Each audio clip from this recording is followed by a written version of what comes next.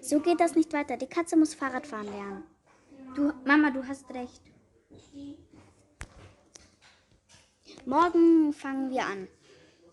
Wo kriegen wir das Fahrrad für Lorena her? Mein Fahrrad. Okay, dann nehmen wir eben dein Fahrrad.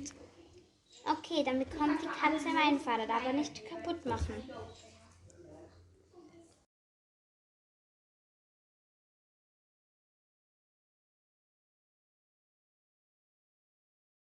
Bla bla bla bla bla. Und so lernt man Fahrradfahren.